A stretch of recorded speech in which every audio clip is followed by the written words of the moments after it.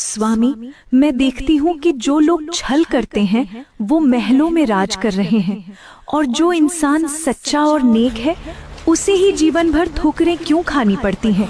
क्या यही आपका न्याय है? पार्वती, तुम जिसे सजा समझ रही हो, वास्तव में वो तैयारी है। याद रखना, जो पत्थर छैनी और हथौड़े की मार से डर जाता है वो कभी मूरत नहीं बन सकता। किंतु प्रभु, उस मार को सहने की भी तो एक सीमा होती है। जब एक सच्चा इंसान चारों तरफ से मुसीबतों से घिर जाता है, टूट जाता है, तब आप मौन क्यों रहते हैं?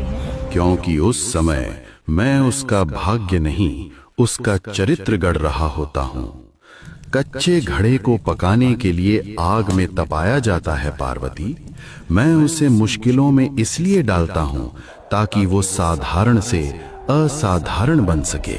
तो उस अभागी को क्या करना चाहिए? उसे बस टिके रहना है। जिस दिन वो इस आग से तप कर निकलेगा, उस दिन उसकी चमक के सामने सूरज भी फीका पड़ जाएगा।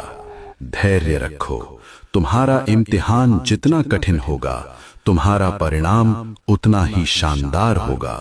अगर महादेव के इन वचनों ने आपके हृदय को छू लिया है तो कमेंट में हर हर महादेव लिखकर अपनी हाजिरी जरूर लगाएं।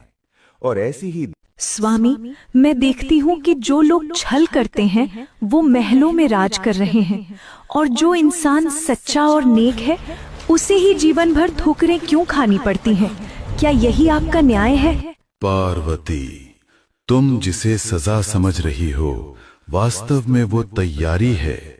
याद रखना, जो पत्थर छैनी और हथौड़े की मार से डर जाता है वो कभी मूरत नहीं बन सकता।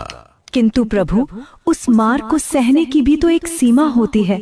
जब एक सच्चा इंसान चारों तरफ से मुसीबतों से घिर जाता है, टूट जाता है, तब आप मौन क्यों रहते हैं? क्योंकि उस समय मैं उसका भाग्य नहीं, उसका चरित्र गढ़ रहा होता हूँ। कच्चे घड़े को पकाने के लिए आग में तपाया जाता है पार्वती।